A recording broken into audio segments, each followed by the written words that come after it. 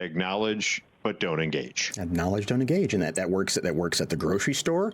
That works in elevators, Mike. I'm better now. Has it ever worked in your favor? I mean, have you ever just made a random friend that you didn't know you were going to make a friend with? Should you be talking to your Uber driver or not? No. You have no obligation. No. You have no obligation to talk to your Uber driver or taxi driver or strangers in the elevator. You have no obligation to talk to anybody. Now, I will say, I know you do. I know you do. You say things a lot, and you shouldn't be. I probably do overshare and talk too much. Silence is my enemy, and I tend to fill it with words. But you bring up an excellent point in this debate of this is their job they signed up for. They didn't sign up to be entertained by you. They didn't sign up to entertain you. The transaction at hand is they are picking you up, getting you from point A to point B. That's all that they are responsible for. And at times, like I said, I may talk a little too much. The author of this particular piece says, I was in the back of the Uber the other day, mid-email frenzy, when the driver decided it was story time. He asked, so where are you from? Busy day? What do you do? Bad traffic today, hey? Every sentence was a new potential conversation hook, and I was nodding politely as my thumbs furiously tapped at my screen. By the time I got out, I felt relieved but guilty, as I probably came across as a little rude. It got me thinking, is it actually wrong to not talk to your Uber driver? Or was he overstepping by missing my cues that I preferred silence? An etiquette coach says it's not automatically rude to shut down chit-chat, but how you do it matters, is what the expert says. So you're not obligated to engage, but how you turn it down. Yes. Oh. It's the 3-word advice I've given everybody. Acknowledge, don't engage. You have no, if somebody says, how you doing? Fine. That's all you have to do. You don't have to further engage and say, I'm good. How are you? How about this weather? Where were you born? Oh, really? Did you go to school there? You don't have to do that. In from out of town? Where are you visiting from? What's the weather like back there, huh? So you don't have a car? Right. Now, you bring up something that I didn't realize, because I don't take Ubers very often. You say there's actually an option now in Uber, in the app, that says whether you would prefer conversation or not. Right. And I was going to try to pull it up, but I can't pull it up without actually ordering a car. But yes, there is a checkbox as you are going through the motions that says, do you prefer conversation or not? And you can just say, let's just, we don't need to be friends.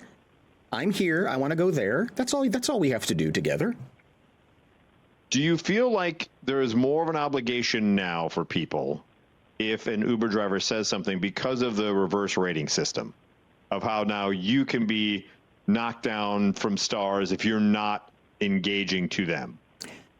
I mean, I would hope that's not a reason to give somebody a low rating. I know what you're saying. Yeah, because here the etiquette expert says a friendly hello and a smile and a quick check-in is enough, much to your point.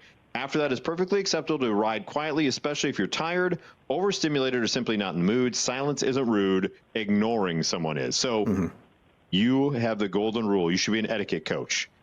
Acknowledge, but don't engage. Acknowledge, don't engage. And that works at the grocery store. That works in elevators, Mike. I'm better now.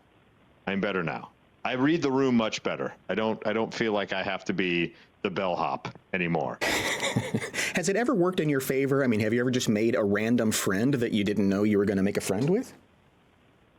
I mean, I've made people smile and laugh. That's not what I asked you. There's never a long enough time in an elevator to exchange numbers. There you go. Boom. Point proven. Yes. Why even try when there's nothing's going to come of this? When there's no way you're seeing that person again. Never. Let's go to Wisconsin. What about at a bar? If you're sitting there and someone wants to start a conversation at a bar, there's an opportunity. I have had proof of making a friend that way. Yeah. that I still talk to this day. So didn't know him from Adam before, but struck up a conversation. A bar is a place to have a conversation. Okay. I wouldn't do it. Right. That's stupid. But it is a place where people mingle with strangers. It's weird. Yes. I will not disagree with you. I think you're hitting on something. You expect maybe to have that happen at a bar. With Uber, what people need to realize is you don't go up and talk to the bus driver on the city bus. Right. Right. You don't just sit behind him and like, hey, well, how's your day going? Like, they're doing the same thing. They're driving you from point A to point B for a fee. So you don't need to talk to them. And if you are going to have a conversation in a bar, read the other person. You know, if you sort of jab them with the elbow and go, how about that damn Bad Bunny at the Super Bowl, blah, blah, blah. And the person just goes, huh, yeah. Done. I'm much better at those cues than I used to be. Yeah. I can tell when, and I've got a better receptor of when I need to eject.